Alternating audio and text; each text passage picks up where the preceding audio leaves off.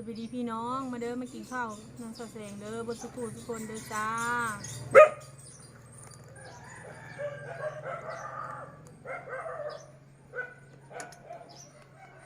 เด้อจ้าบนสุขุทุกคนยำสลัดเด้อจ้า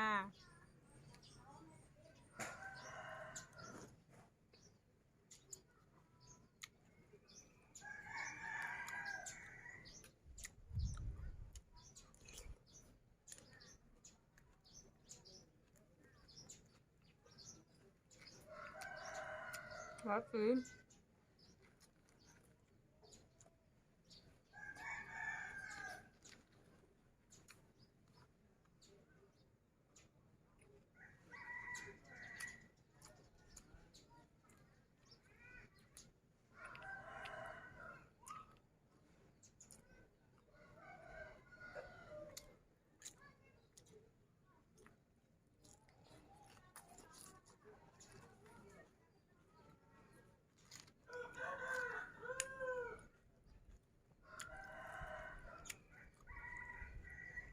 เบอร์พี่น้อง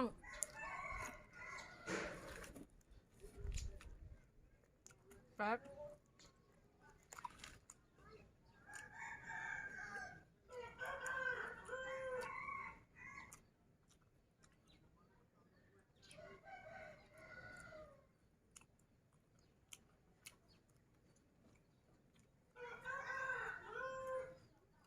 แล้วก็กรอบเนาะ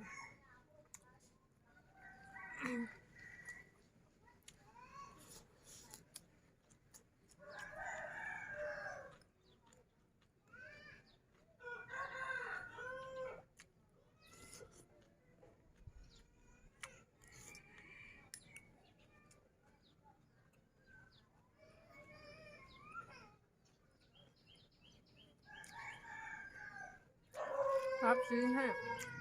ซีนมาปีงเอาค่อยร้านนะพี่น้อง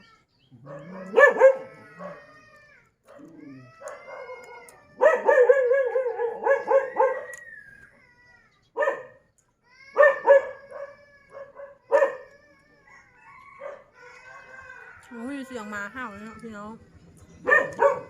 พี่พันประการใดขอโทษขออภัยด้วยจ้าเงินแคมทางคนไกลทางแบบกระเจ้ากินหมานะหมาไม่เลยห้าว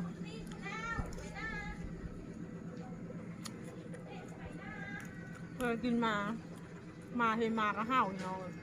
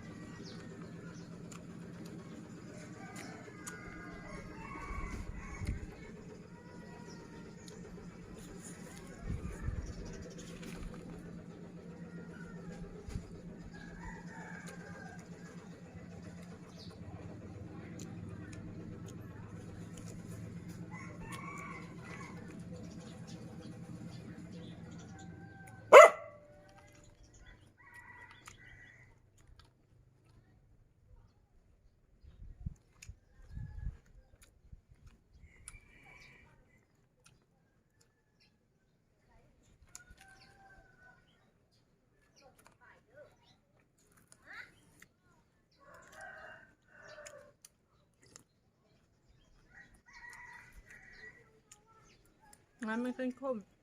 นัวดีพี่น้องแซ่บหยอก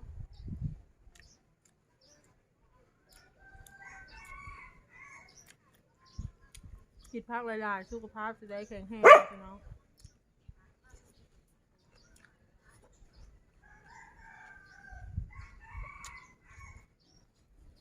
กินข้าว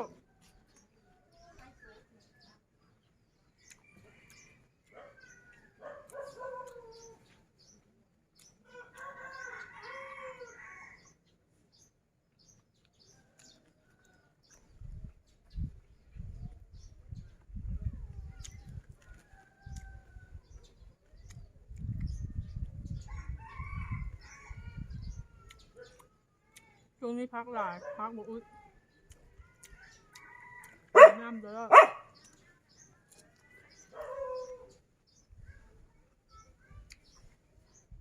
หมาก็ห้าวอยู่มันอยากกินข้าวน้ำพี่น้องคนพระเจ้ากินก้อนลุง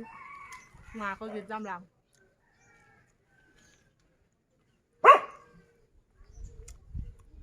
ให้กินพร้อมเดียวไปแล้ว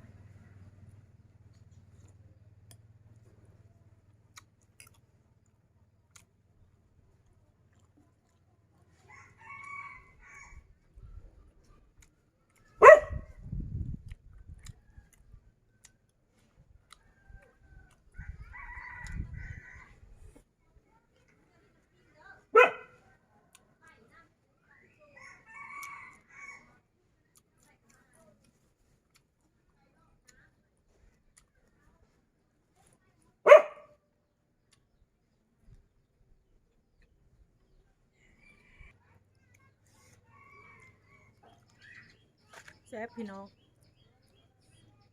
ลาบซีนหมูเด้อเอามาปิ้งก่อนแล้วเอามาซอยมาลาบน่ะ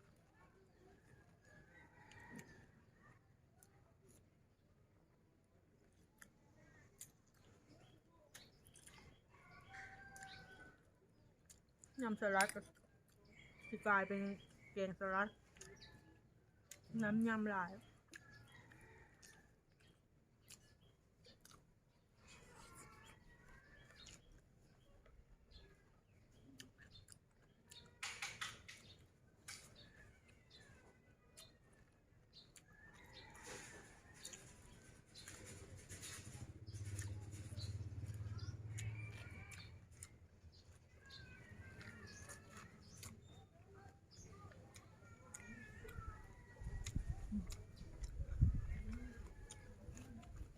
วันนี้ก็มาห้องนึงกับ